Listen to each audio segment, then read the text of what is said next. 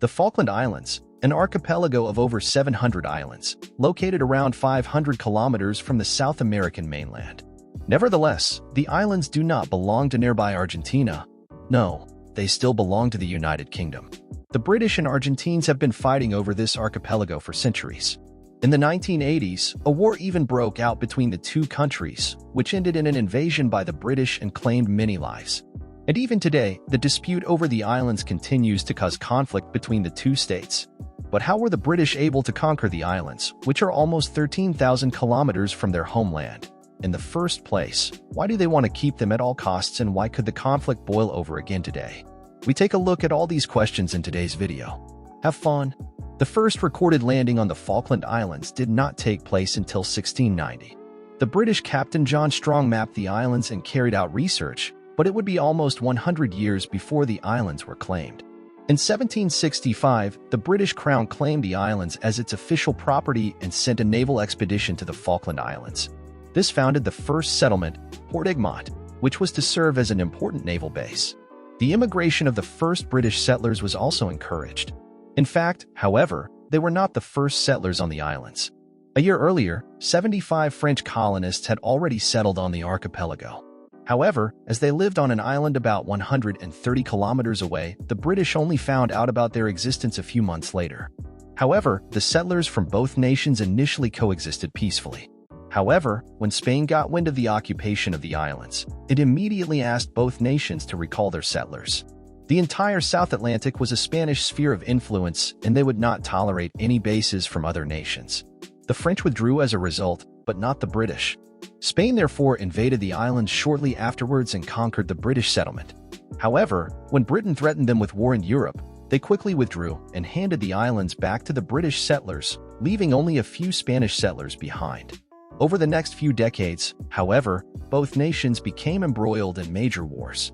First Britain in the American War of Independence, and then both nations in the Napoleonic Wars. Both nations then evacuated the Falkland Islands as they could no longer afford to occupy them so far from home, and the islands were once again left uninhabited. Over the next few decades, whalers and pirates from various nations settled there. Some settlers from newly independent Argentina also came to the island. The Argentinian government took advantage of this, sent soldiers, and then hoisted its flag on the islands. However, this ultimately went too far for the British. For them, the islands were still British property, and they began an invasion of the islands in 1833.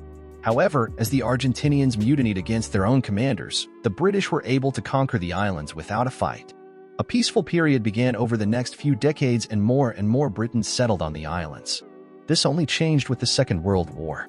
A pro-fascist government came to power in Argentina, which began to lay claim to the islands again.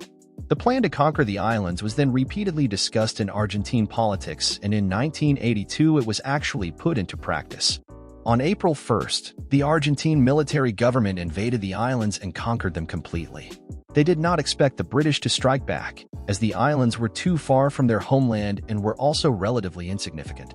However, they did not count on the then British Prime Minister Margaret Thatcher. She wanted to keep the islands at all costs.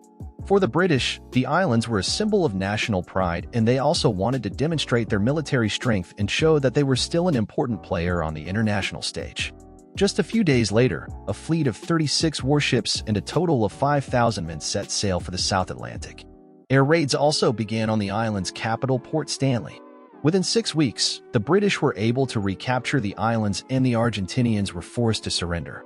In total, the war cost the lives of 712 Argentinian and 256 British soldiers.